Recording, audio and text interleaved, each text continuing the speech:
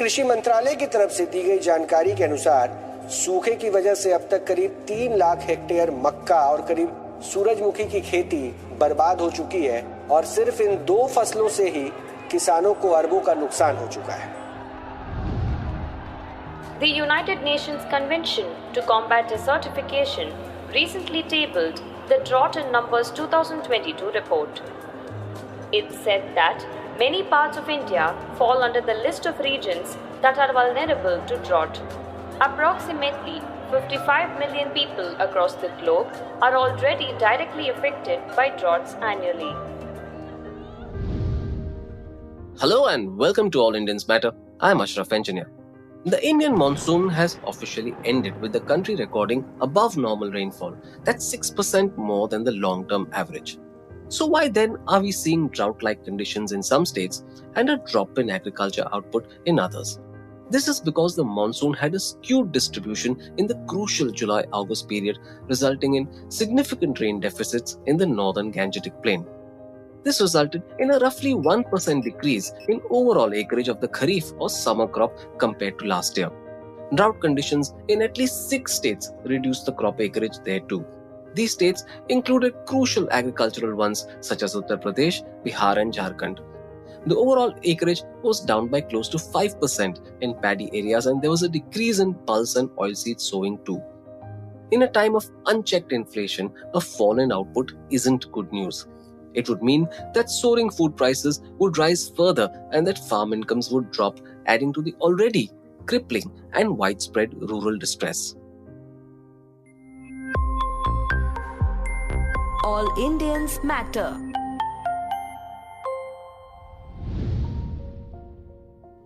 हाँ, कर्जा है उनके ऊपर 11-12 लाख तो बताया था, इससे ज्यादा पता नहीं। ये फसल नष्ट हो जाने के कारण ये कर्जा होगा बहुत सारा। कितना कर्जा?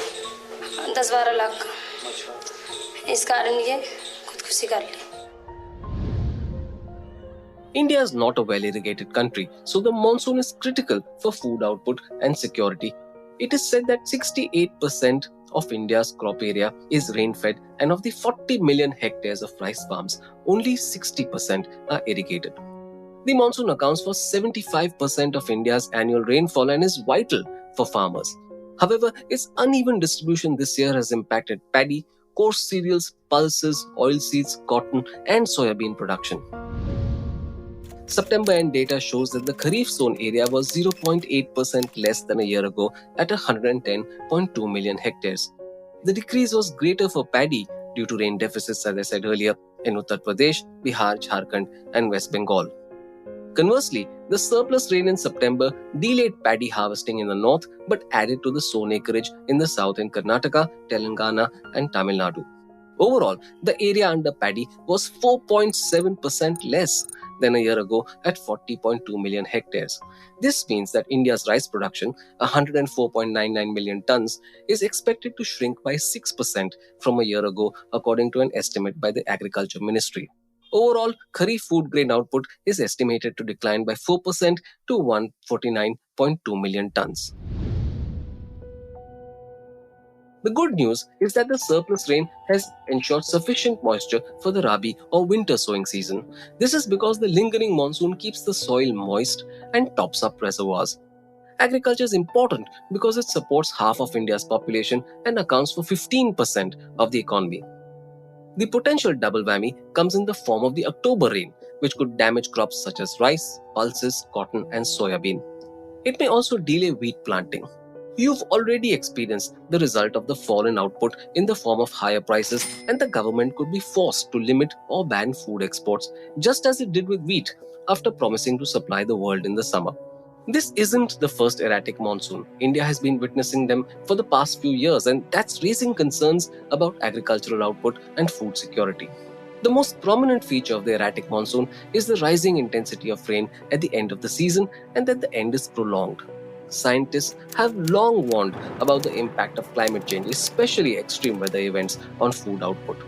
So the unirrigated regions such as the east are particularly vulnerable. There are of course other pressures on farmers. The crop damage has been accompanied by lumpy skin disease, which has spread across 15 states, killed a lakh of cattle and affected another 20 lakh. The additional burden has come in the form of rising fodder prices. So, what are the solutions? Scientists believe that India needs to reimagine its agricultural practices.